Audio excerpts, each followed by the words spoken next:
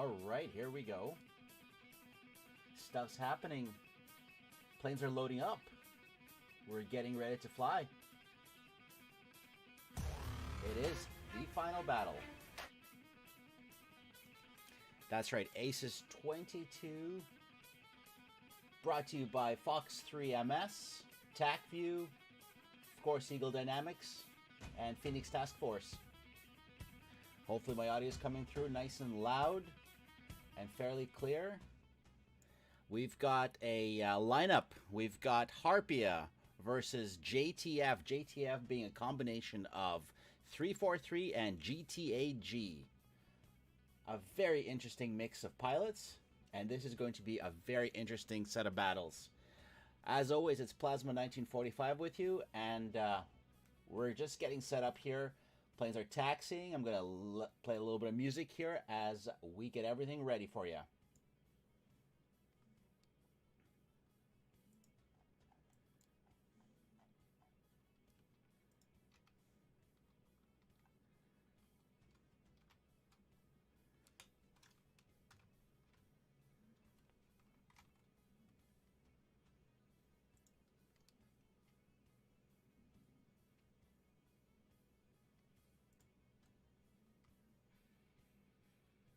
All right, here we've got JTF with Starry Fox 9 in focus as he is rolling down the runway with the rest of his crew.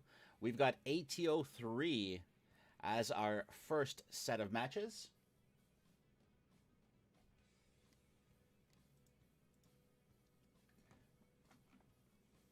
With JTF being on the blue side. Starry Fox 9 is from 343 Squadron. And on the other side of the map, we are going to have our good guys at Harpia. So let's get them on the screen as well.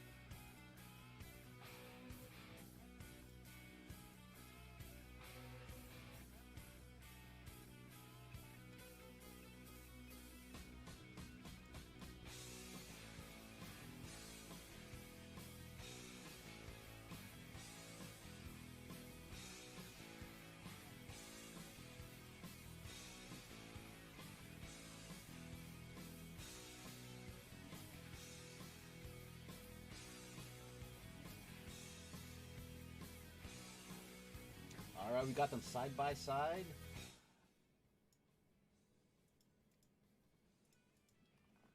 The red team being Harpia, they are the defenders, while GTAG and 343 combined force will have to fly in and take out some hostiles in the darkness above the Black Sea.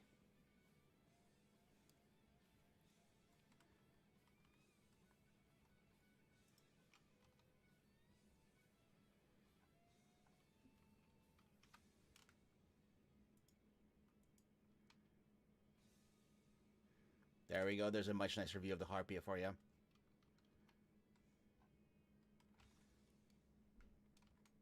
Just chilling out. Hi Plasma, this is Gatling. Hi. Read me 5x5. 5x5 Gatling, welcome aboard. I think the stream is going. I haven't checked on it yet. I was just getting the cameras all set up. And let's see what happens. Hopefully you can see the content. Yeah, I can see the content. And thank you very much for calling me on board, I think. Oh, hey, couldn't do it without you. All right, looks like, yeah, we've got a stream going. We've got 6 people watching. And let's see if we get the chat going. All right, there we go. We've got Viking Dante and Philippe XLR who's watching. Gatling, I'll send you a link to the stream. If you play it in the background, maybe just the chat, you can maybe drop some comments in there or respond to questions as well if you see anything interesting. Yeah, sure. I'll do that. All right, so ATO3, JTF is on the blue side. It's a 4v4. I don't think they're going to go for any extreme takeoffs. I think they would get a few extra points by taking off from the carrier, wouldn't they? Yeah, it's the basically the landing on the carrier accumulates to the bonus points. Ah, so they take off from anywhere. Yeah, they can take off from anywhere for the bonus points of the landing. They have to land on the carrier back. Gotcha. We've got a little bit of a latency of about 10 seconds or so, which hopefully will prevent cheating, but I'm sure that there's nobody going to be stream sniping. But as always, a reminder, don't stream snipe.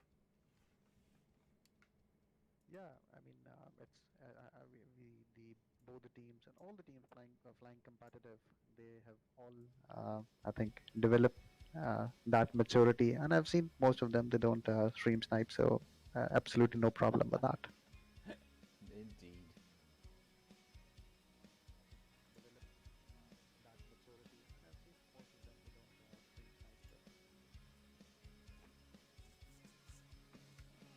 Okay, they're holding short on the runway. What do we got going on in the chatter? They're saying they're excited. So who are we? What are the odds, Plasma? Is it JTF or is it Harpia which is going to win the title? You know what? This is a tough thing. Well, first off, the fact that everybody made here, I think that's already a worthwhile position. As to who's gonna do it, I don't know. See, I haven't flown against Harpia. The only encounter I've had with Harpia was in public servers when they fly F5s or Mirages. Usually Brand, I've seen him do some magic. Now, Harpia is very organized and very skilled, but at the same time, GTAG and 343 are precision. I've seen them fly in such precision coordination that they'll run out of missiles before they're going to break their notches. I don't know. What do you think? Exactly. I totally agree with you. Absolutely no doubt. The Harpia and the JTF both have flown equally and wonderfully well up till now, and that's the reason maybe they have raked up to the finals with some solid wins throughout the tournament.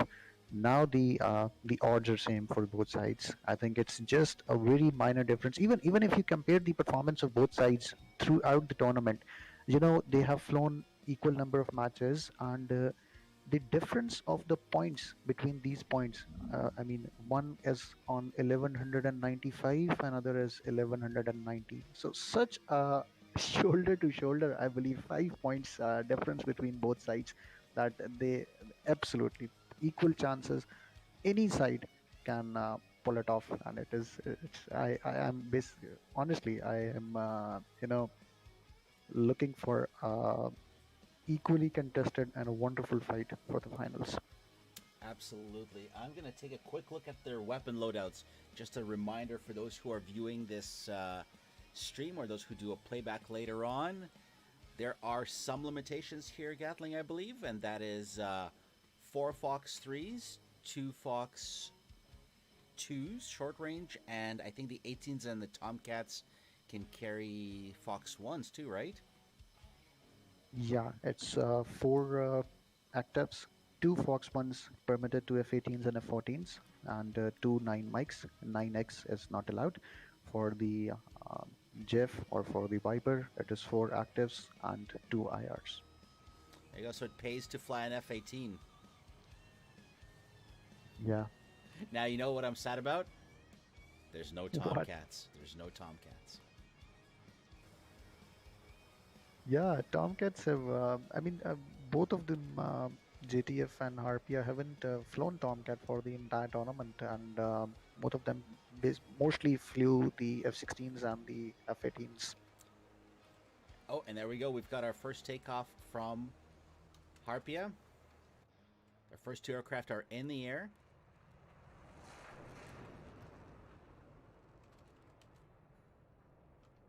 So for the blue side, for ATO3, it's a formation takeoff, minimum 2-ship that they have to pull out as objective, and then it's a 3-ship close formation as well that they have to execute before entering the engagement bubble to attain the bonus points.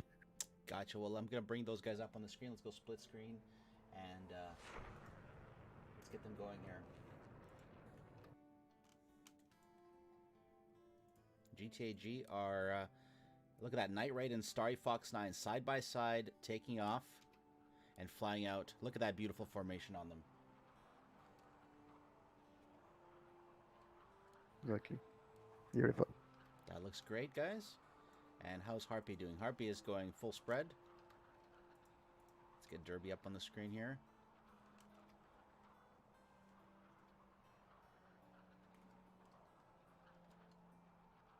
Derby's flying all dark.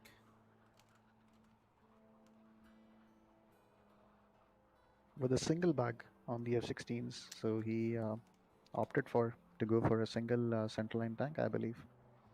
Yeah, that's interesting because I think the GTAG and 343 JTF are going full fuel load, if I'm not mistaken. Let's take a quick look at them. Yeah, maybe primarily because the red force is exempted from the landing requirements. It's only the blue which has to land to fulfill the objectives. For red, it is only fighting, and they will be worried about the fuel maybe in the next round. Mm-hmm. Yeah, they've got 3 bags. Now, the F-16 is running also 3 bags. There he is. Popping some flares. And Yeah. now they started conning.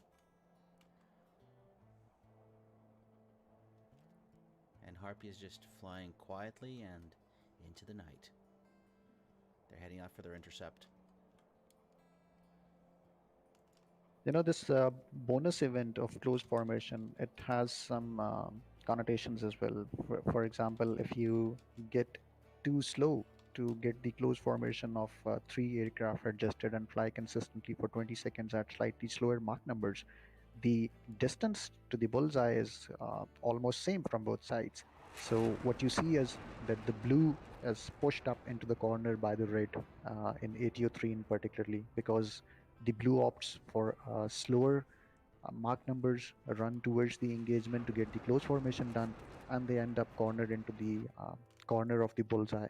Let's see how JTF tries to avoid it, or how they manage to sustain or to occupy the part of the engagement bubble.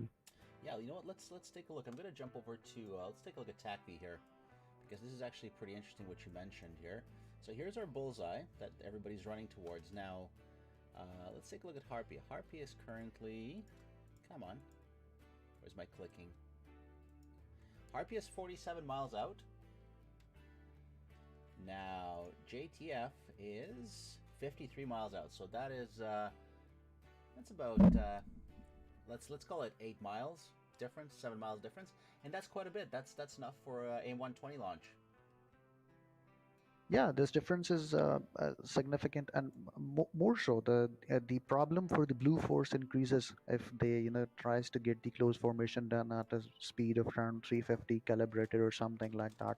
Then the red cruising up to Mach 1.2, Mach 1.3, the difference gets quite significant, and by the time the blue is entering the engagement bubble within 5 nautical mile of the boundary, their RWR start to triggers because of the incoming missiles.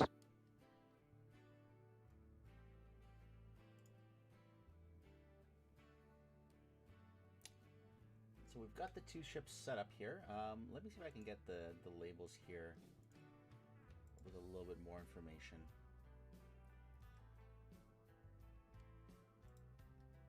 What looks like I'm expecting Harpia to go for, I think, a 2+2 grind in two separate lanes with F-16s in front and F-18s in the trail.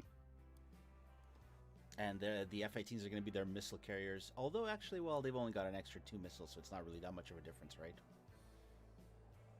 Yeah, it's almost equivalent, but still, the way they are shaping up right now with some increasing separation and wide azimuth, it looks like Oh, they're trying to pull out a 2+2 grind oh, in take a the look. initial phase. JTF is going into a 3-ship formation. Just got it up on the screen right now. Yeah, for them it has to be within 300 feet between the maximum two ship and for consistently for 20 seconds. So I think they will be able to manage to pull that off and quickly set up for their phase one employment, I believe. Now, what's that going to do to their entry? Because now there's a 3-ship entering into the bubble. And, oh no, not really. They've got one of their guys overtaking them. Look at that. Now, who is this rocket? That's a JF-17. Probably JF-17. Yeah, probably JF-17 going up for a long-range ST-10 launch, I believe. He is rushing in. Okay, let's get the split screen and TacView up on the screen so everybody can see it. Because we are flying a night mission, it's I'm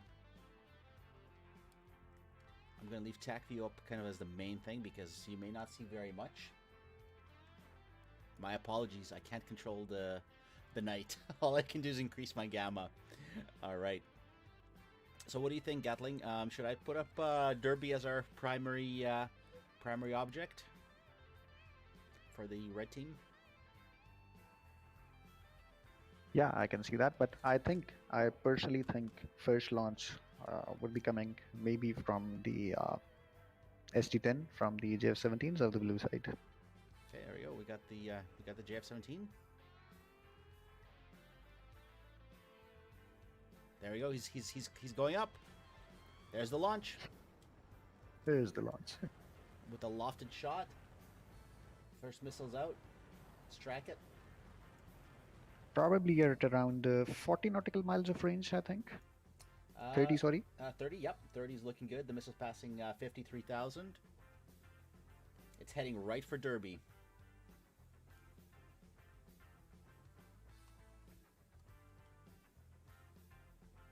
All right, Derby. It's time for you to do some magic. There you go. Rapid dive.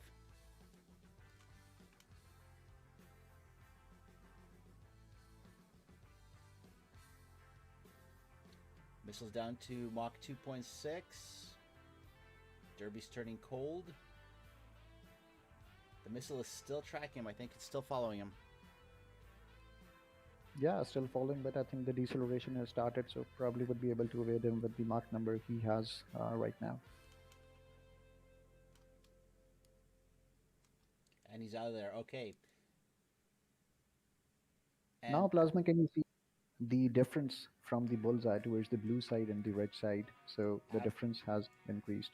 Absolutely, look at that. So 8 miles for the closest red team to the bullseye, and for GTAG and 343, we're looking at 50 nautical miles.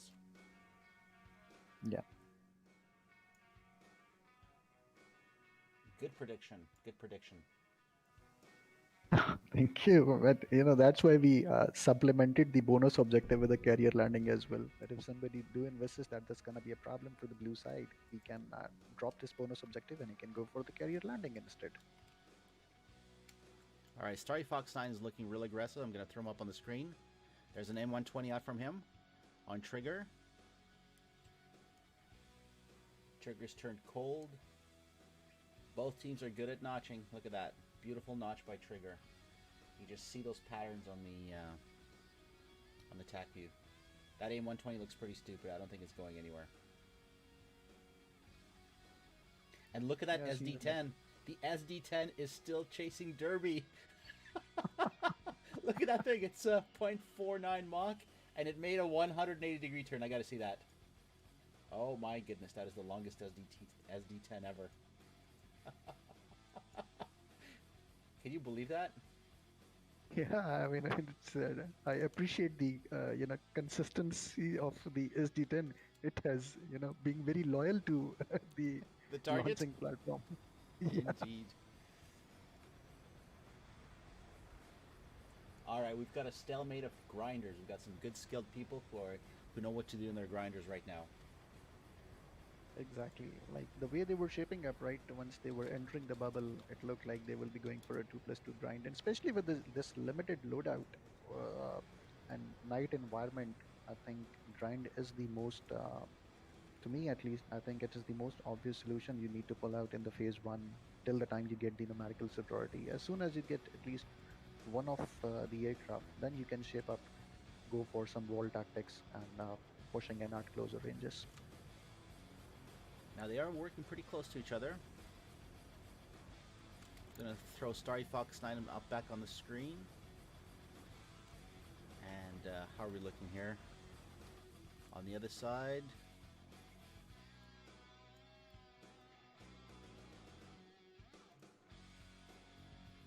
let's throw Derby back on the screen. Let's see what's going to happen here. Red team is sitting right on top of Bullseye. There's Bullseye. Red team is sitting right on top of that. They're actually closing the ranks.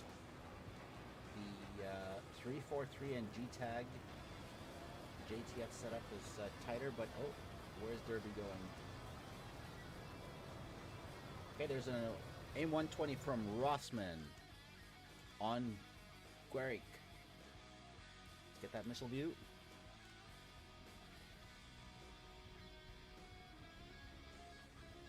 Looks pretty safe. Missile hit the water. Beautiful. Garrick ran it right into the water. Starry Fox 9. Let's get this cameras back in positions. See, this is the distracting thing about all the grinders. Yeah, I think they'll eventually start to close down to slightly closer ranges. The missiles will become more of high PK shots till the time people start to get the kills. Otherwise, with night environment specifically, when you have the limited visual cues available, see underneath you, with disorientation, where you have to fight against that as well, I think the patience gain, fuel conservation, and high PK shots is the must objective, I think, with both sides have to achieve. And there we go. We've got our first missile out from the red team. AIM-120 looks like it's tracking on Night Raid. And Garrick has also shot another missile. Multiple missiles out. Where are they going? Second AIM-120 out. Come on, come on, come on, come on. What looks dangerous? Night Raid looks in trouble. Missile is chasing him. He's trying to get away from it. I think he's safe. Both missiles Yeah, launched. all aircraft save, I think, from any incoming missiles right now.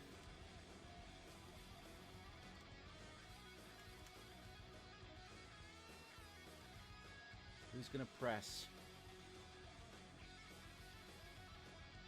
Alright, let's put a camera onto Jakina.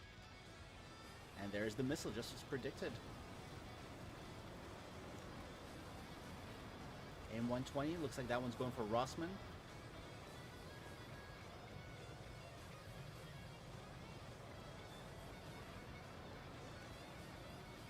Rossman's turning. Missile is down to Mach 1.5. I think it's fine. I hope it doesn't reacquire Night Raid. Very close, but everybody's safe. Yeah. Another AIM-120 C5 out. And there's an SD-10 on Garrick.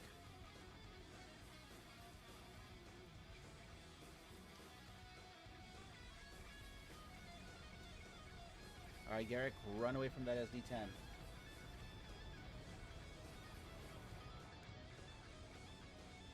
Both sides, I believe, definitely desperately looking for a kill right now. The fight gradually closing on to the northern half of the engagement bubble, and uh, definitely closer ranges. Let's see who gets the first shot. So far, everyone's being evasive. There's another SD-10 launch. They're really spending those SD-10s very aggressively. This one's out on That Jakina. that SD10 looks Oh, I can see. seems to be tracking. Oh, I can see Jakina's afterburner right there. Riding the missile right now. Here we go. Here we go. All right, Jakina, go vertical. Do something. Missile's right on your butt. Beautiful. He notched it just at the last second. But Trigger's in trouble as well. Nitrate as well. Nitrate, is he going to survive? That missile's close. Maybe the missile just overshot him. Oh, this is... Whoa, where's that missile? Things are definitely fast and furious right now.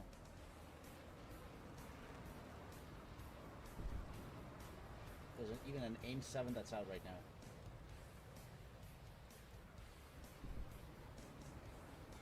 Did we have one of the red team hit the water? Yeah, one red aircraft is missing. Probably the chat might be able to tell you. No, Garrick disconnected. Ah, unfortunate. All right, well, this is the game changer that we were looking at. Yeah, as soon as disconnected, now you can see the red force, who was primarily ahead of the bullseye. 3 of them went cold. Now blue force is definitely charging in with massive firepower, I believe. Okay, interesting. Guys are saying it's low volume. Low volume?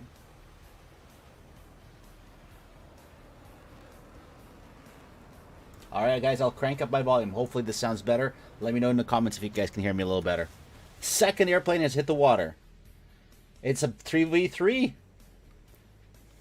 4v2, second from the red side as well. No. Yeah, it's okay. That's right. Hang on, hold on. Yeah, Just double checking. No, we're still 3v3. Still 3v3. Yeah, it's a 3v3 now. All right, we got an AIM-120. 2 AIM-120s flying at each other. Derby's on the run. Another AIM-120's hit the water. Both airplanes and missiles love the water today, guys. They're the Navy SEALs. They're not the Air Force. All right, another AIM-120 trade. Here we go. Where is this one going? This is on trigger. That one's going to miss. Starry Fox 9 is pulling up. Does Jakina know that Starry Fox 9 is right there? This is not good. The entire red team right now is cold with 2 guys pressing. What does Arthas have? Arthas is down to 1 SD-10. If he can launch that effectively, they'll be in trouble. Right now, those guys are cold. Derby is the only one who's turning hot. Let's get a camera onto Derby and see what he can do here.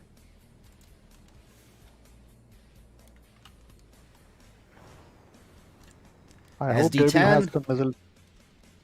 SD-10's boosting. SD-10's on Derby. All that Derby fired was a AIM-9. Boom. SD-10 has hit the water. And so has Derby. It's a 3v2. Nighttime flying, Gatling. This is it. Yeah, the disorientation in the sea, nighttime. This is the biggest problem that you need to manage in the night engagements. All right, Jakina's popped a missile. He's got an AIM-120 coming for him. Jakina, do some magic. No, Jakina's down. I think that's our first legitimate hit. Yeah, that's the first kill, I think. All right, let's get a camera onto trigger. 3v1. Trigger popped an AIM-120.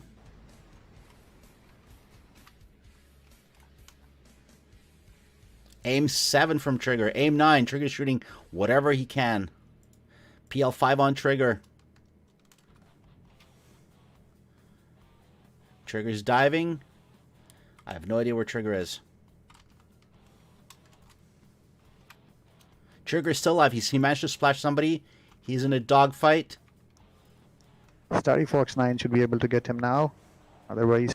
Oh, there's hits. There's guns. Guns on trigger. Trigger is down. JTF for the win. And Arthas and Starry Fox 9 are the sole survivors after that Intense mission where the water wins. Not the ground, but the water wins today.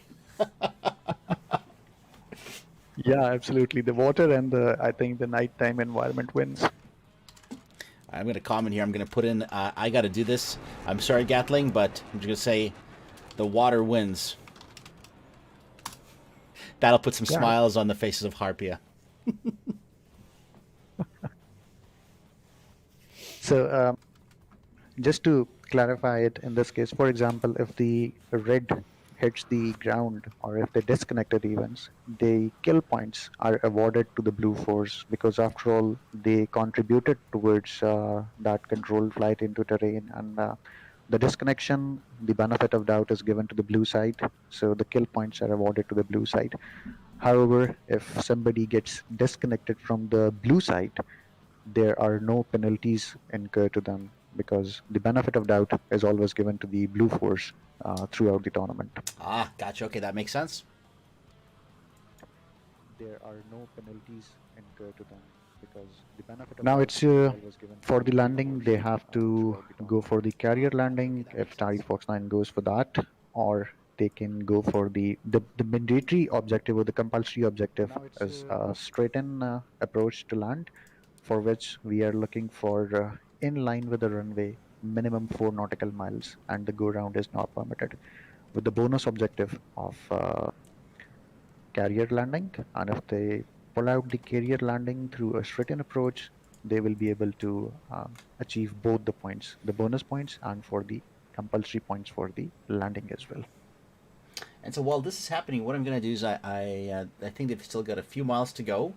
So what I'm going to do is I'm going to put up. I'm going to rewind back to the TacView. I've got the cameras on the guys flying back, but let's take a quick look back at this, at all the fun events that we've had in the TacView so far. A lot of grinders here.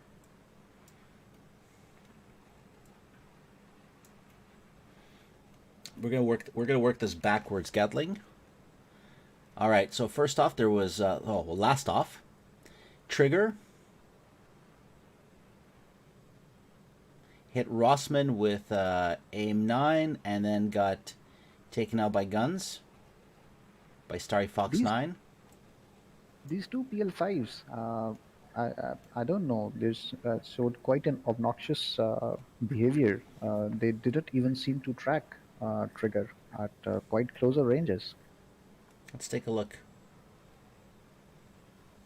Yeah, this one's flying dumb, and the second one did correct, but it seemed to. Yeah, this is interesting.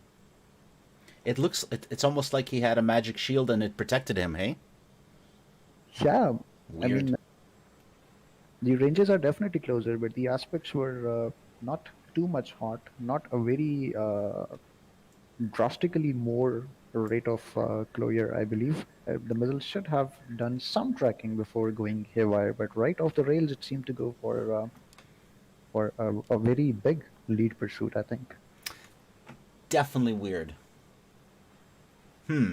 Yeah, it did something. The first missile was completely dumb. I agree 100%. The second just did something weird. Hey, you know what? Yeah. I will have to say that I think the champion of today's flight has to be this SD-10. Look at this thing. It flies. It flies. It still flies.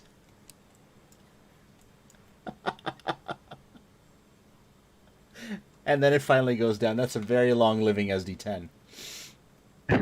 Just like it looks like that at the last moment when he saw that Derby is, running away from him, the SD-10 decided to go for Trigger as well in the last, while taking last breaths.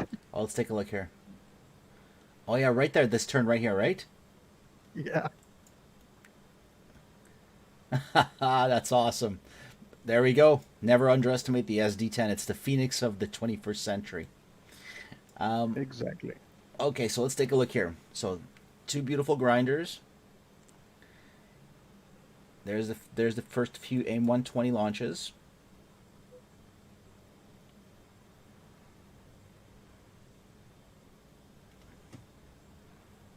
Just gonna hide the labels here for a second. I don't think we had any kills until that first plane hit the water, right?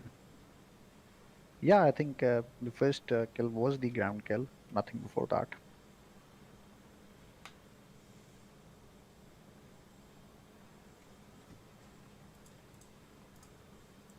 And for anybody who's watching this, I made a video about the grinder. You guys can check that out. And if you need a server of your own, you guys should reach out to fox3ms.com for a server. Yeah, definitely. Big thanks to Fox Tree Managed Solutions and the TacView, who have been our kind sponsors for this tournament. I'm really grateful for them. I mean, they definitely have supported us, and the TacViews are giving the TacView Advanced product keys for the winner and the runner-up's garden as well. And the Fox 3 Managed Solutions, they made sure that we had the lag-free experience supported by their US servers, their European servers, so that we can have a lag-free experience of our fights. And I think everybody enjoyed it. And the servers are quick. They're stable and quick, 100%. No doubt about it, that they have performed extremely well throughout the tournament. So Gatling, here's something interesting. Check out the flight path from Jacinta. Look at those turns that he's executing. This is actually pretty interesting. Now, I don't think he's making enough of a turn that the missile's losing a lot of energy. Because see that SD-10 is still sticking on him. Yeah, maybe because the turns, as you covered, you're right. Too shallow, right? Yeah, the turns are too shallow, and the missile stays. I mean, the target stays within the, you can say, the seeker or the beam limits of the missile. So it continues to track without applying any lead correction or while following the same trajectory, I think. I think the only time it started working is right here. Something interesting. So if you watch it right at this point, at around 5,000 feet, I think the missile's close enough that it has to start correcting. And that's where it starts correcting, only when it gets this close. Yeah, exactly. Before that, the beam was covering, I think, the target without any corrections. Yeah, here the missiles look. I mean, look at that, 1.3. It's just cruising along. Yeah, look at that. The missile's barely losing any speed. It's just cruising along. And right here, when it gets close enough, it finally starts correcting. Okay, I'm gonna. But that's also, yep. That's also, I think, a good strategy in terms of that. For example, if he's doing shallow turns, that may save his own energy as well while preserving the distance from the missile as well. So he continued to do that turns. That will create some problem at the closer ranges for the missiles. But his own energy state and his own distance is also preserved at the same time. Mm-hmm. Good point. Yeah, look at that. Boom, boom. Let's get rid of the labels here. I'm just keeping an eye on the other screen. Looks like Starry Fox 9 is going to go for a carrier landing, and Arthas is going to go for a ground landing. Yeah. And Garrick is right there. Yeah, looks like Garrick lagged out. Look at his plane. He's flying. He launches a missile. He goes sideways. And then he disconnects. Poor Garrick. Unfortunate. Definitely unfortunate in the final event. You know what? It's real. You can have hardware failures on aircraft. Yeah, definitely. You can have the hardware failures on the aircraft as well, but especially once the two teams pulling out an excellent grind while preserving their ranges and closing on as well, the first loss matters a lot. Not even as you don't only lose a number, once you know that both the sides are exceptionally well, a single aircraft matters, the missiles matters. I need to have a conversation with Night Raid about this that he did. I don't know what he did here, but he started diving. I think he misjudged his altitude. Look at that. He's diving, and he hits the water. All right, I'm gonna bring it back to the main screen here as we watch Starry Fox 9 come in to claim his points. So Starry Fox 9 is coming in for a landing.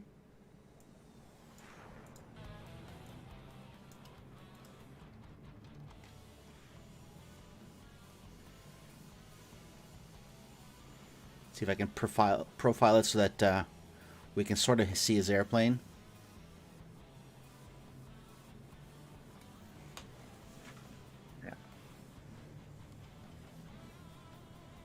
So making up that landing good will give JTF the straighten approach points as well and the carrier landing points as well. And JTF being on the blue side, this is their chance to make those points, right? This is it. Yeah. Yes. All right, here we go. Looking good.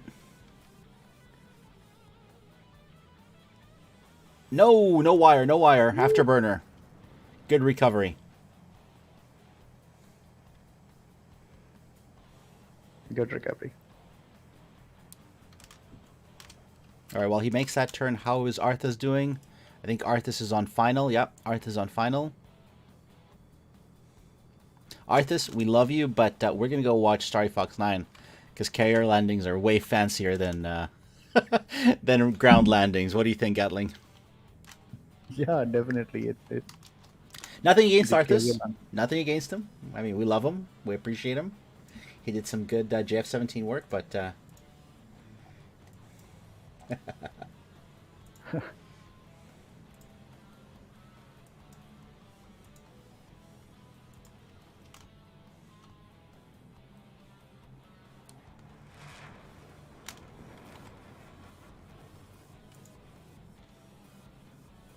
Oh, there you go. Andre Paradis says, Starry Fox does not need nav lights. He is luminescent.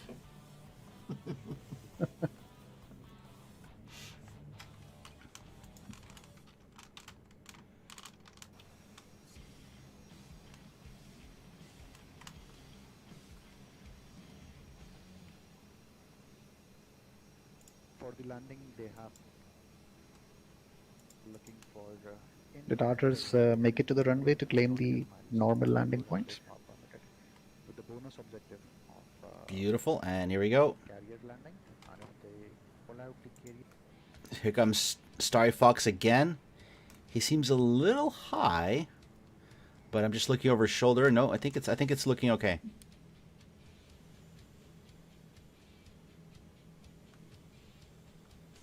All right. Let's do this thing.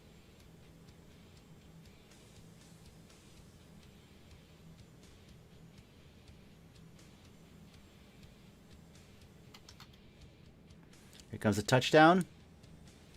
There we go. We got second wire, I think.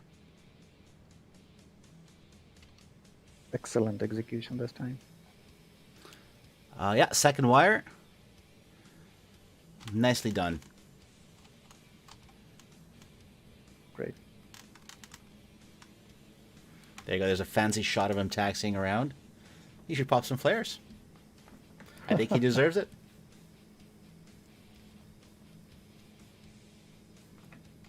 Has the JF-17 managed to land as well? Let's take a look.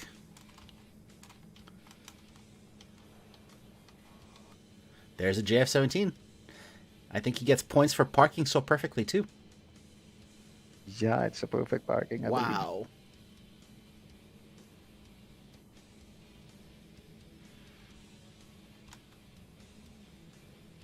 Looks good.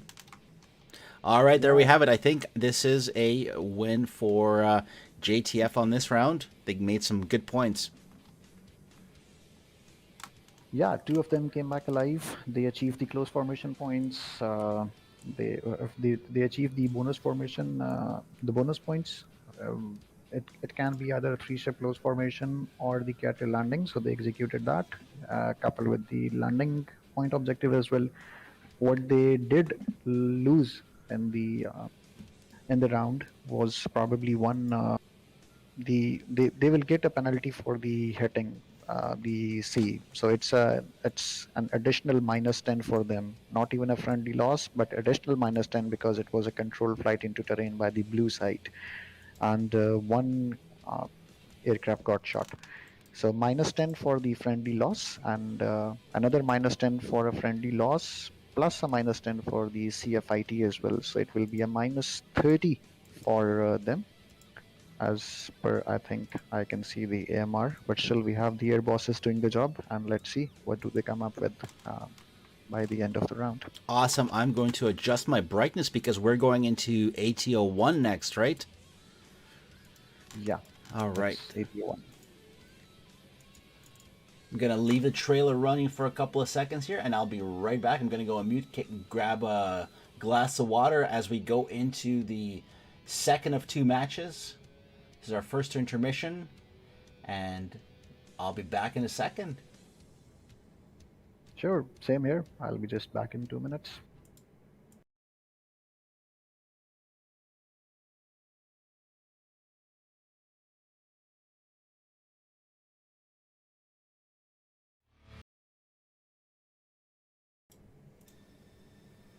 All right, so I am back up here and back in the saddle. Looks like we had some audio volume issues before. I always appreciate it when you guys tell me that my audio is too quiet or too loud. Sometimes it's a little tricky to mix things up. In this case, we have switch sides.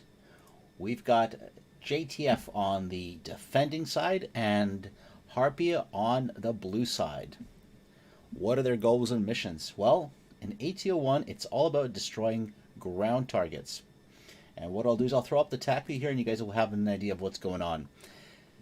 So, from both sides, they've got to fly out to the bullseye, which has 4 ground targets.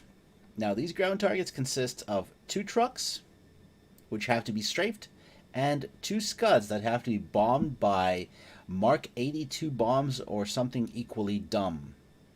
So the pilot's got to be clever and smart, but the bombs can be as dumb as you want them to be.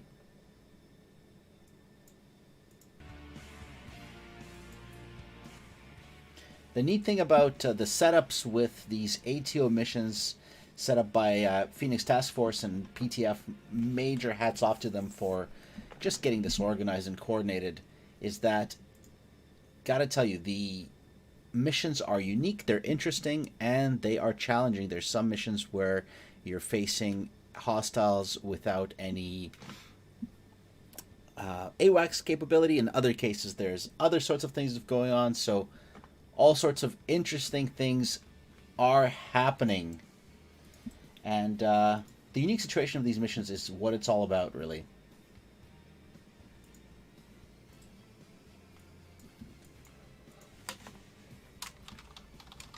Hi, Plasma. Hello. Hello, hello. Hello. So we have the ATO1 running up right now for Harpia and the Blue Force, right? That's right. We've got 1 camera on Night Raid. Let me bring that up here. They're taxiing out. They're on the red side, and I was saying that they are the defenders. They got to protect their trucks. Yeah, they are the DCA rule, and it's a beautiful livery, by the way. What do you think? It's absolutely beautiful. They've got so the 343s in GTAG. They've kind of gone and modified their 2 liveries. On the F-18s, they've got the Rising Sun because 343 is a Japanese team, and they've got the red, orange, and yellow of the German flag. Yeah, it's a lovely combination for the GTAG and 343, I believe. And the livery is itself a good representation of their composites gun. Yeah, last time I was flying against JTF, I was trying to figure out who JTF was, and only afterwards did I realize that it was a combination of GTAG and 343, and I was like, uh-oh, VMFA's in trouble. Because these guys are good, but I couldn't find any. I was like, who is JTF? And then I realized what it was. And I was like, oh, okay. Sneaky, sneaky. All right, Yeah, so both the GTAG, 343, Harpia, I mean, they have a solid competitive background, and they definitely have some skills, and I think well-deserving victories they had in the past to reach the finals. absolutely, 100%. I'm gonna throw up a camera on their lead. Who's the lead today on that side? It's Night Raid. Let's put a camera on him, and let's get him in the shot. I'm going to go side by side, and we're going to take a look at what's happening on the other side here, because our eyes are going to be focused on not Night Raid and Starry Fox, but rather on Team Harpia, because this is their chance to make some points. And they've got the pretty neat livery too. I think there is an eagle or something that does have those red feathers. I think that's where it comes from. We got to ask them after that. Yeah, it's definitely a beautiful liveries from both sides. And they've got birds on their... Now, KIAP have bisons on their tails, so it's A-okay to put an animal up there. So, let's take a look here. Derby's rolling out. He is carrying 2 Fox 2s. There are some weapons restrictions in this round as well. The defenders have a pair of Fox 2s only, if I'm not mistaken, right? So 2 aircraft with 2 AIM-9s. The blue side, 2 ship is air to air, and they are permitted 2 IR missiles, and 2 ship is air to ground, who is permitted only 2 Mark 82s. For the red side, the 2 ship is DCA air to air only, and they are permitted 2 IR missiles only. Okay. Speaking of that, let's take a look at their strikers. So their strikers look like they're going to be the F-18s, Garrick and Trigger, but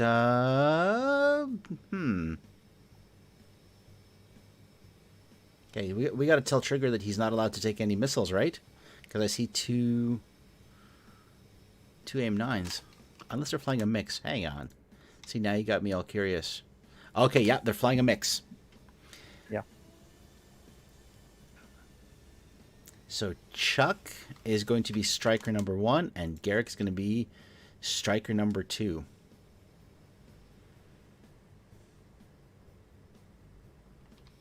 Yeah, and this ATU1 is without AVAX, so you can go in for, there is a big room of tactics available to you, that how you pull it out to get the air to ground objective destroyed, and make a quick extrication out of the bubble as well, which is permitted to air to ground aircraft. They can quickly neutralize the targets, and they can come back to claim the landing objectives if they wish to. For the air to air, however, it is mandatory to stay in the engagement bubble till the time they get the red force killed. And it is a 2v4, right? So this is extra tricky.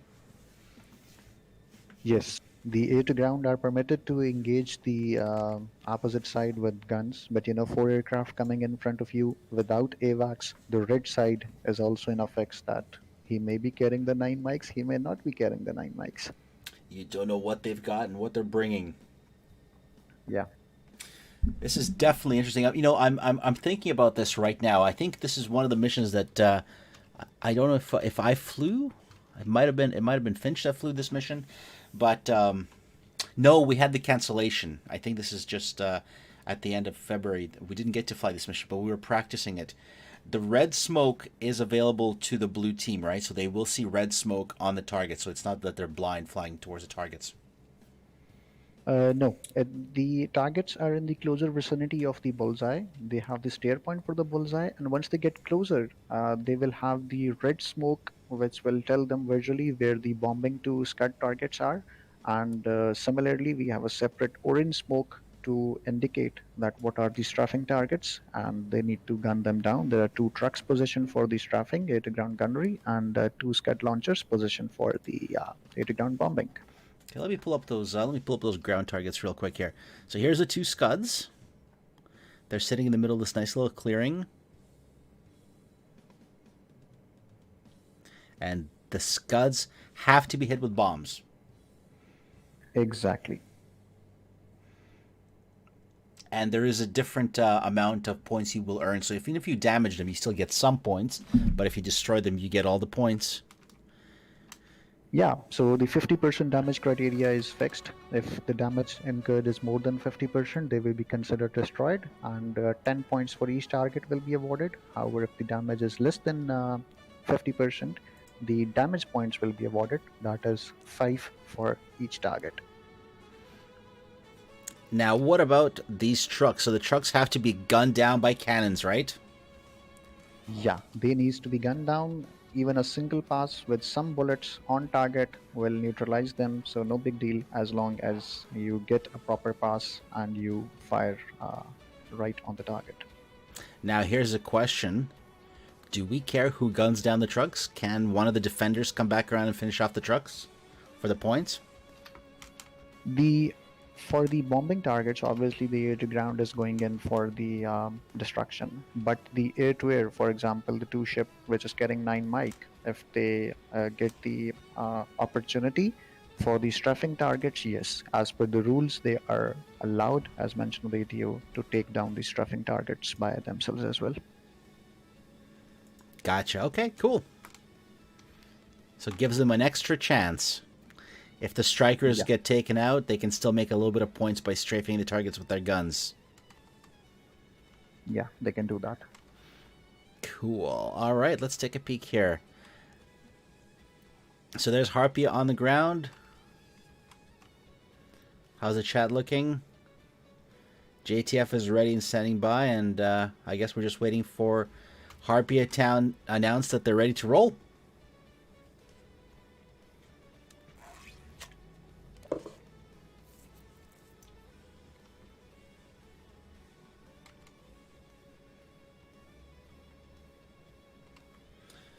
And we got 33 people watching. That's pretty awesome.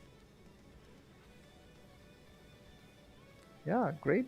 Hello everyone, and still, if you have any questions regarding AT1, please write in the chat, and we are here to answer that.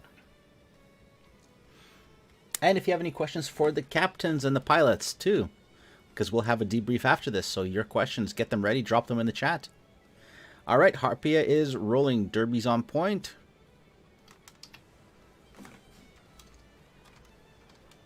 Let's get a camera locked in on him and throw up another camera over to... There we go, side by side, 2 takeoffs. Almost in sync. And it's the right music playing.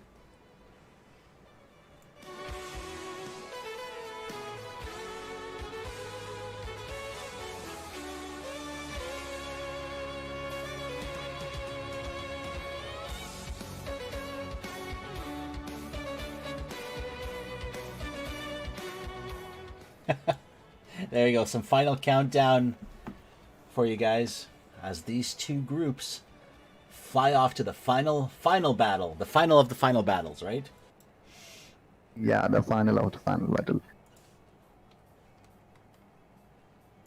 Formation takeoff minimum 2 ship was the first objective. I think they managed to pull that out. Now let's see how they shape up themselves for a non-AVAX IR and guns fight only. All right, now, how are they flying here? I'm just going to take a quick look here. I'm going to zoom in on our 2 aircraft. We've got the F-16s and the F-18s flying in formation. So we've got 1 striker, 1 defender in both of the flights.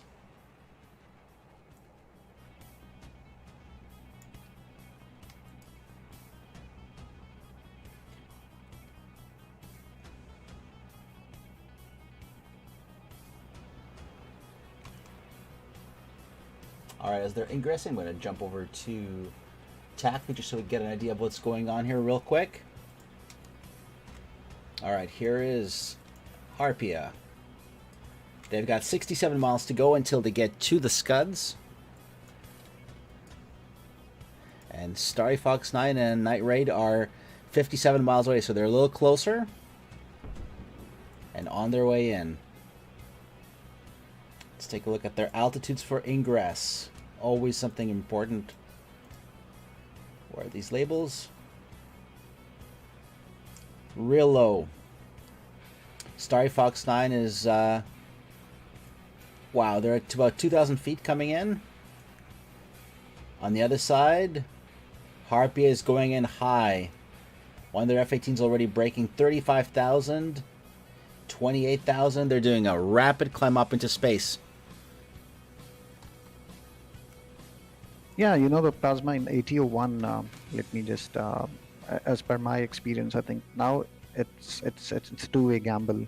You can either go for a high altitude, high Mach number climb and try to neutralize the air to ground targets before even the red force comes into the shooting ranges of the 9 mics. You get the objective done or run out of the engagement bubble.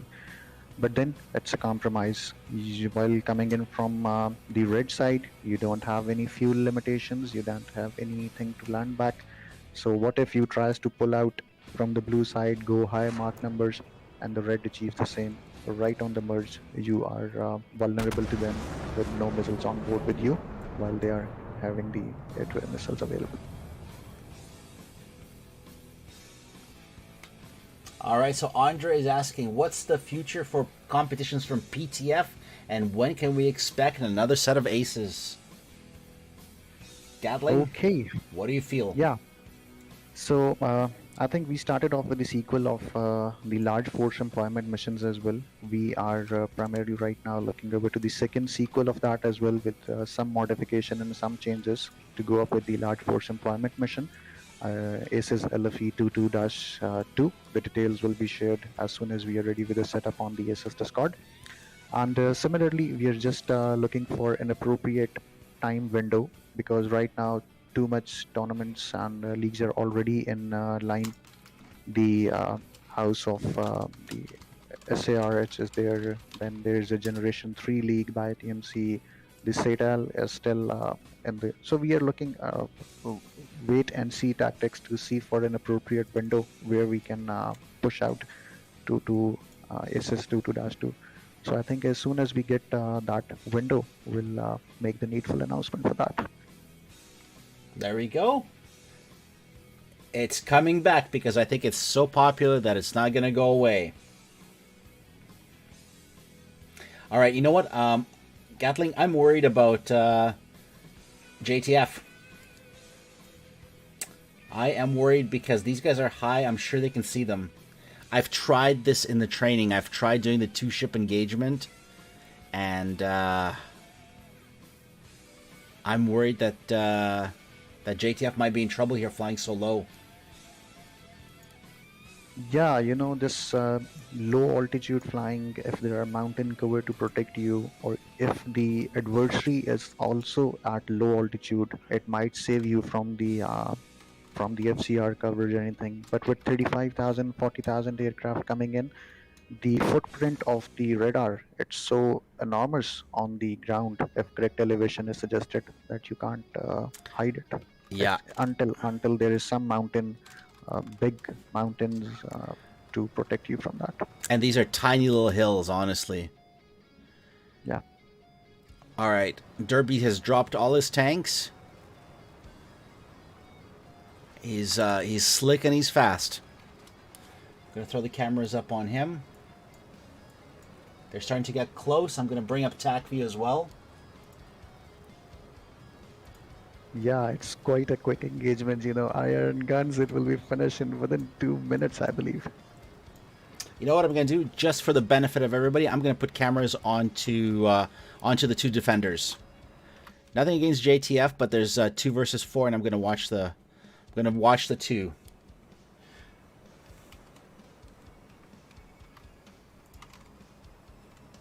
Come on.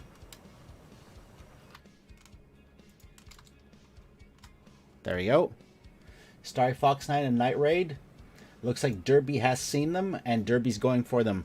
Derby's above conning. Derby's right above them. They're popping flares. And there's a second set of flares next to Derby. Trying to keep them both in camera here. Derby's flying over Starry Fox 9. He's now behind him in the sun. 2v1. Fox 2 launch. That one's gone for the sun. There's a second Fox. Splash. Starry Fox 9 has just scored a kill. Here comes Trigger. Trigger is in the mix. Firing aim 9s. Let's get a camera onto Trigger. Trigger is in a 1 circle. This is getting really messy, guys. Going in through a merge. Starry Fox 9 is coming around. Starry Fox 9 definitely has his beat. But Starry Fox 9 is down only. Ah, Trigger going for Starry now.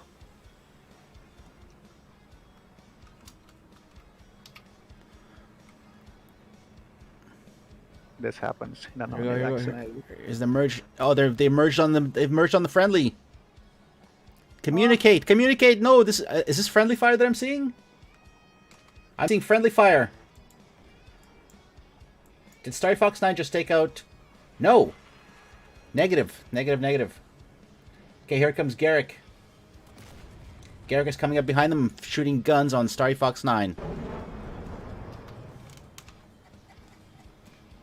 Trying to recover this camera view here. There's more guns.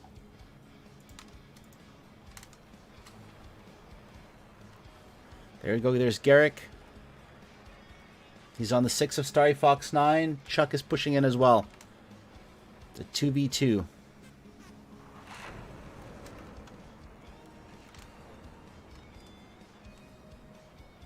Look at that tight merge. Wow.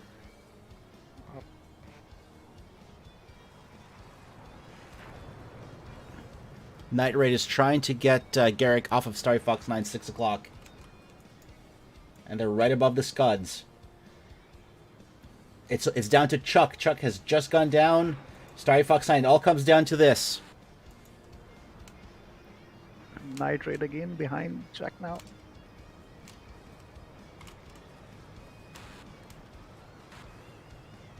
Chuck is down to bombs. He's got bombs and he's in trouble. Night Raid's on at 6 o'clock. There's hits.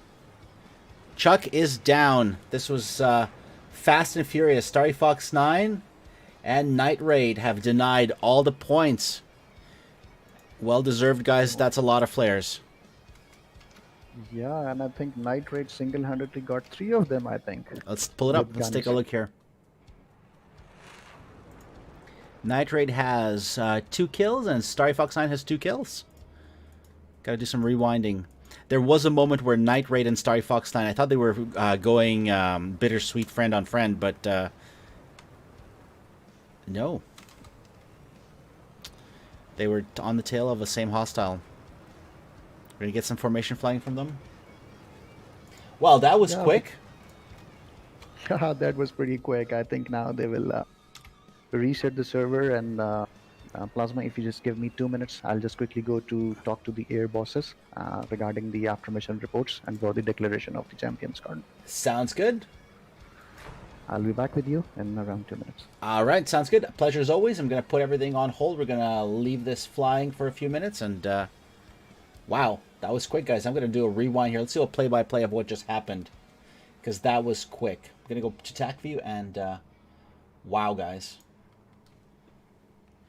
Beautiful mutual support, as you guys said. Let's rewind this and take a look. Let's go into TacView and see what we've got here. Although the GTAG guys are Night Raid and 343 Starry Fox 9 are definitely flying beautifully right now. Let's give them an F3 view as they fly by, and they're out. All right.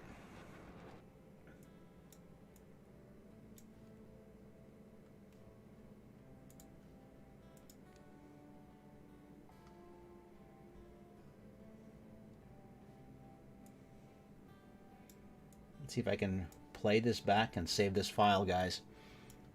Switch over to TacView here and let's do a replay of what we saw because that was pretty intense. All right, so here was our ingress. Derby passed right over top of them. And he was the guy with the missiles, I think. So he comes down, flare, flare, flare.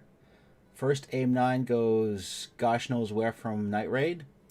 Starry Fox 9 also fired an aim 9, but his missile I think went right for the sun. Or it went for, I don't know where it went, but it didn't go anywhere close. So while this is happening, Night Raid and Fox 9 both line up, and there's a hit from Starry Fox 9, taking out Harpy at Derby. At this point, Trigger blows in at full speed in defensive position, and oh, we just lost a track file, guys. Well, so much for that. Let's, I'm going to go and put this on hold while we wait for the air bosses to come back in and get the points tallied up. And then we'll do a debrief. So if you have questions, drop them into the comments. Make sure you thumbs like and subscribe to the channel, because that's always important. Get ready for Aces 23. They'll be coming up. And I'm going to go on hold for a couple of seconds here while we wait for the final tally and find out who is the ultimate winner of piling skills and Aces 22.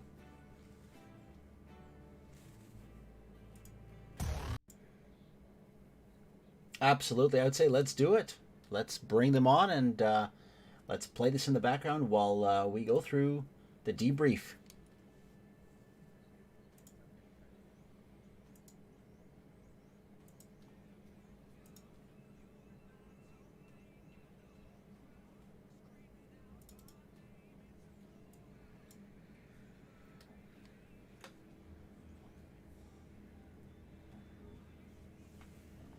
All right, just getting the debrief lined up for everybody, and we'll be on in just a second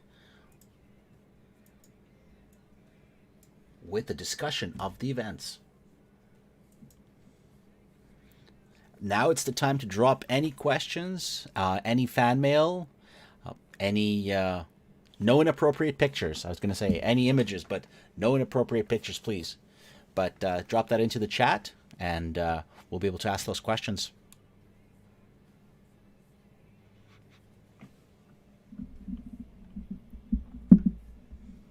Yeah, good point, Andre. I did that couple of drops that I've seen, I think are usually from the players dropping, because I didn't see it affecting more than one person. Oh, there we go. We've got everybody jumping on here. We've got Derby, Starry Fox 9, and Night Raid all in their interview comms. Gentlemen, mic check. Hello. Let me unmute the desktop audio so other people can hear you other than just myself. And there we go. We've got Gatling here as well. All right, guys, do that mic check one more time for me. I just want to make sure that it's coming through. Hello Derby there. check. Night Raid check. Check, check. There we go. I think 5x5 as well. I think we're good. I think we're coming across. And I think 5x5 as well. I think we're good.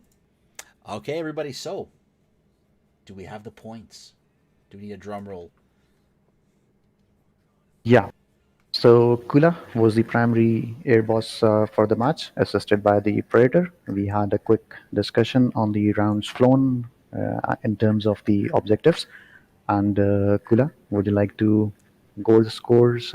Just go over the main broad line and the result of the match. Okay, so in the first ATO3, we were looking for formation takeoff, which was great. And the 3-ship close formation, you got there just in time on that one. BVR, yeah, points-wise, we were looking at all four kills, 2 C-fits. I mean, the C certainly claimed a few victims this time. Extremely difficult flying at night over sea, so good on that. So we were looking at we're basically on the landing, and we were looking for a straight in approach, which we didn't give points for. So we were looking at a total of 180 points for JTF on round 1, and for Harpier on round 2. Yeah, you got 10 points to take off. But unfortunately, then you got -40 for the friendly losses, so really tough round there. So a total of 70 points on the round 2. Now, how does that tally up in the grand total or are we looking at this round as a sort of a final account? Okay, so looking up to the final scores, it is primarily that the champions scored for the aces 2-1. Primarily, we will look into the score of the finals, and the group total or the semi-final score will be considered only if both squads end up into a tie. But as of this patch, the Blue Force, while JTF is flying as a Blue Force, they have managed to gather more points in round one as compared to Harpy in round two. So officially, the Joint Task Force Old Prince are the champion squadron for the SS22-1, and Harpia equally well are the runner-up squadron for the first SS22-1 tournament. Congratulations, guys, both of you. It was an extraordinary fight, exceptional fight from both sides, I must say. Thank you. Thank you. Thank you for the whole organization, Gatling, and Plasma for the stream. Yep. Since the beginning of that tournament. Awesome. Yep. Just Thanks for awesome. I agree with you. That was beautiful flying. Beautiful flying, and Harpia, you guys had a tough job in the first round because you lost one of your pilots pretty much right off the get-go. Yeah, that was very tough. Oh, Yeah, we lost Garrick. He lost connection. Yeah. Yeah, Ah, shit. you guys tactics make Lossman really confusing because of last match. Yeah. Yeah, and myself, I didn't do any better because I crashed into the ocean. Oh, me too, man. Me too. I was like, yeah, fuck, I had some server legs and they weren't that good for my eyes because I'm only flying in VR. And I was like, yeah, shit. yeah, Yeah. And then it was too late. And Night Raid wasn't even avoiding a missile. That's the most important part when he crashed into the ocean. I was avoiding the server legs. And Lossman, like I got the spiking from Troiga. He's too much avoiding Troiga. So I think we can say that the ocean wins in that round. The ocean yeah, wins in every It's round. undefeated. It's undefeated, and it definitely provided a little bit of love to JTF in that round. So next time, Harpia, all we gotta do is just pray to the gods of the ocean to make sure they swallow your enemies. Yeah. Yeah. Now, what about round two, guys? How'd you feel about that? What was I saw that to do two different strategies. JTF came in low, and Harpia, you guys went high. I personally was kind of favoring you guys for the second round because I've tried sneaking in low on AT01, and I always got a missile in my face. Yeah, we tried to come up high and fast, but I think we got a problem in the coordination there, and we ended up. I ended up passing through both enemies, so they had a easy time killing me, and that left Trigger with a hard job to comply. So. Understood. Yeah, it's and then you guys tried to jump in and use your guns to protect your wingman. That was even though you were supposed to be defended by I think it was Derby who was the attacker with the two aim 9s. Derby got Starry Fox 9'd in 6 o'clock, and then you know what, guys? I'm sorry, I have to rewind the TacView, but whoever was the second player with the bomb, who tried to defend him by going with guns. I think it was Chuck. Yes, that's right, Chuck. By the way, Night Raid. Andreas on the YouTube chat didn't have any comments or questions, but he told me to tell you that GTAG training starts in 5 minutes. I think he's mad at you. I can see. I can see him, and I will completely ignore that. So that's good. Awesome. What about what? Anything more from the second round, guys? I mean, it was both rounds were tough. Second round flew by much faster because there was no time to set up defensive grinders, and everybody was rushing the bomb site. It almost made me remember Counter-Strike, get to the bomb site. But anything else from round two from your feedback? Not really. We always, me and myself, Sterry and myself, were thinking like, we have nades. They only can be up on high. Radar elevation is high on the edge. No context. I look up. Fuck. They're coming for us.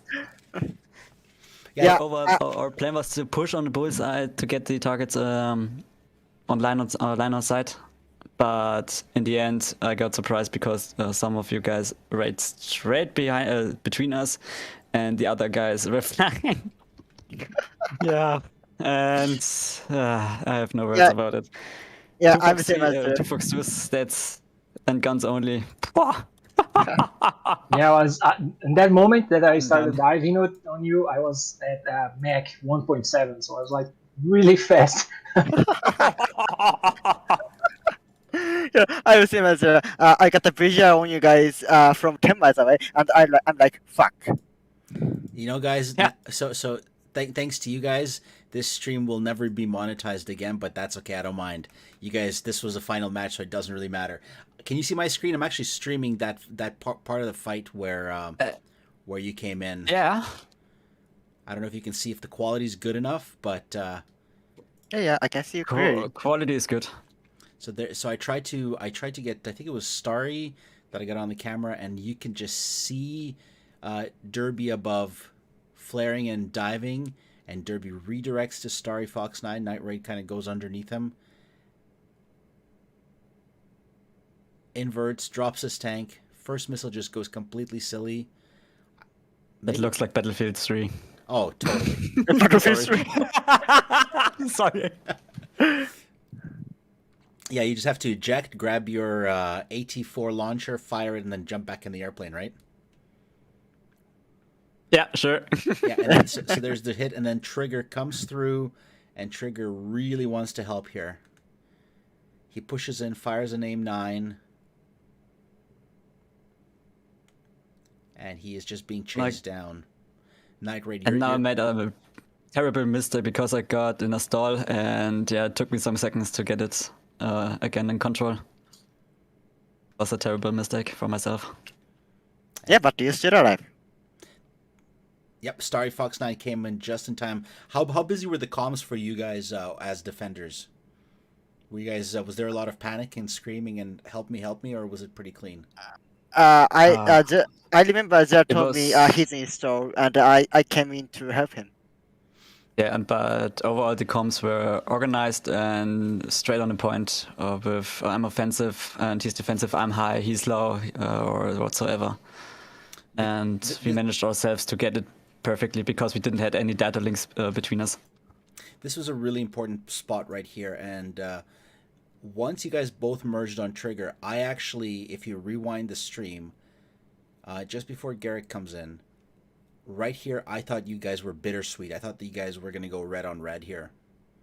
Because I saw the guns firing, but I couldn't tell if you were targeting each other or if you were targeting the hostile. And if you replay the stream, you'll actually hear me worrying that you guys are hitting your own.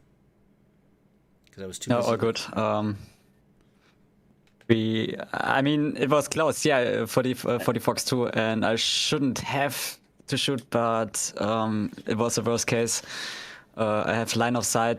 Sterry was in no danger for my heater, at least from my perspective.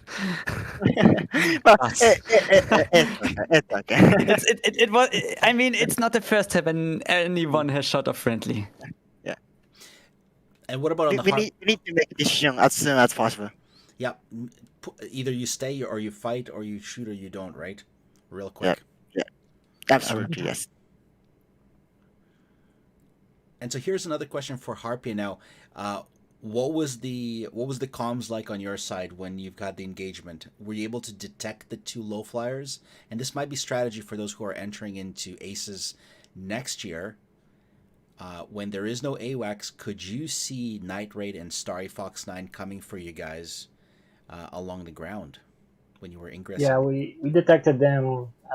If I remember, it was 22 miles from me. So that's the moment I started diving into them, and it was really hard to detect because of the ground clutter. But I think one of our trails detected them first. It was shared in data link. So yeah, we were expecting them up high, especially if you are a defender with no need to carry a bag. You can fly up, let's say, 15,000, and people usually don't scan that high. So we were expecting them to be high, flying high. And when we detected them up low in the trees, we dived, but that was too much speed in my case. I overshot both of them and wasn't able to turn in time to put any one of them in danger. Yeah, I was watching the Ingress. I think you can see the point where you spot them right around here somewhere. So although this is saying 20 miles, right there you make the turn, right? Because Yeah, that was a call they called the contacts. They were low, and I looked into my data link. I was closing so fast that if you see my speed up right there, I was like, oh my god, that's too fast. 1.6, probably 1.7 if trigger. Here's the thing: if trigger in an F-18 is doing Mach 1.5, you're probably doing Mach 1.7 in an F-16. Yeah. And I think this is the point because Trigger saw them at 20 miles and probably called them 20 miles. I'm just guessing here. And you were a bit closer. I think you're more like 15, maybe 12 miles already. Yeah, it was pretty close. Started diving and tried to take a shot at someone, because if you are up high and shoot someone low, it doesn't matter which missile you are shooting. The missile has a huge advantage because it's diving using the gravity as a little boost. And yeah, I wasn't able to get it on any one of them. I tried switching targets and okay, passenger merge. That missile I think was Night Rage's missile flew by my plane. I was like, oh, that's interesting. And tried to turn around and re-engage, but I was so fast that my plane was, the turn radius was so immense. Yeah, there's Night Raid's missile right there flying by, and then Starry Fox 9 missile flies right by you because I think it got distracted by somebody else's flares. So this was Yeah, what happened to my missile? It's fucked up. Which one? That's the first one. My first one. Oh, the first one that What? goes the first one that goes towards trigger. No, that is from it was. This one right Yeah, here. this one. Yeah. So you know what, guys? We'll have to wait for the TAC views, but the way I saw it, it looked like it almost went for the flares fired by Night Raid. So when Night Raid, because Night Raid is passing above, and he pops flares. So there's his flares being dropped. So you'll see it here. So there, That's the flares from steering. Okay, so there's the merge. Wait for it. And there goes the first missile, and then Starry Fox. There's a second missile, and there's flares. I think I tried to rewind it, but I couldn't quite catch it. It was pretty quick before the server disconnected, but it went somewhere. Oh yeah, there it is. There's your missile. I caught that. There's your launch. That one's going stupid. I have sent you the TAC views as well, Plasma, if you want to have a look at that. Yeah, we'll put them together because I think this one deserves a. I think it picked up. Maybe the sun. Maybe that, or maybe Night Raid's flares. Like, so watch this. So see how Night Raid is up top here. He's at the top of the screen. We can't see him. So see those flares right there. And watch the launch. Boom. Because the sun is further away. That makes sense. That's the only thing I can imagine, guys. I'm not growling Sidewinder. I'm not gonna break this down into a dogfight. Of course, no. Hold on. I'll pray to growling Sidewinder for helping the community, but I know. But all I'm trying to say is we can leave this to the professional, and when we have the TAC views. But I think that's what happened. I'm gonna blame those flares. All right, let's. But that was close. Yeah. So let's take a quick look here, see if I have any more comments. Is there anyone from 343 guys in comment? Okay, there's no one. I don't see anybody. We still got 21 people watching. They're probably mostly us watching our own stream. With 21 computers. Copy! There we go, guys. I think this was a great flight. I don't have much to say. I just think that this was fantastic. The competition was great. I have never tried to do any sort of streams or casts before this, so hopefully I wasn't too confusing. And it was a pleasure. It was a pleasure casting, and it was a pleasure getting shot by you guys. I'm out. Really appreciate it for your really appreciate your work. It was amazing. Yeah, me too. I mean, I got the opportunity to speak with you a couple of times in the streams, offset of the streams. It was fun every time. We'll do it again. Any comments from let's go Harpia. Any comments from you, Derby? No, I think it was great. I need to watch it after this and see exactly what you said in the battles. But yeah, I think you guys did a great job. Congratulations again to JTF, Japanese friends and group for the win. It was well deserved. And yeah, that's it. Thank you. Thank you as well. Starry Fox 9, Night Raid. Let you close off the show, and then we'll give final word to Gatling as the organizer. Yeah, sure, go ahead. Sure. First of all, thank you very much, everyone, for that trust for participation into the tournament. You know, I know it was something different, unconventional. So I really appreciate all the teams who participated, who trusted us. That let's try this one out and stayed with us. I am truly, I would say, glad and truly thankful to you for that. For the sponsors, TacView, to the Fox3 Managed Solutions for their support, and for all the streamers who helped us broadcasting the event, especially Plasma for being with us, for being there. I think most of the times for us. And we tried to make it, involve maximum people by utilizing the streams or by putting the air boss, so that it becomes a combined effort. And similarly, we were looking for that once we plan the next event for the aces, it will become a more combined effort from the contribution with the contribution of the all participating squads. Maybe some squad comes up within the new idea of the ATU, and we make it part of that. So I wanted it to make a combined effort by all. We were organizing the event for the first time. We definitely have learned some lessons, which we will keep in mind for the next. I am truly thankful to everyone for his participation, no matter how small it was and how big it was. And I think that would be all from my side. I hope you enjoyed it, and I hope you will keep on enjoying it. Thank you very much. Thank you very much once again to everyone. And Gatling, when's next Aces? When should we start signing up?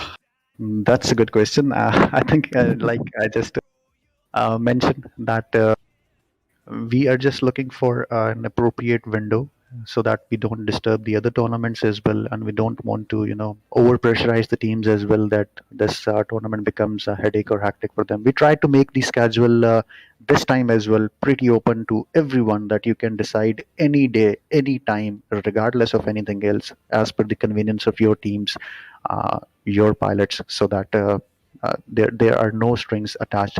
So similarly, we are just looking for an appropriate window in the middle of the already planned tournament, so that we don't overpressurize or overtask anyone.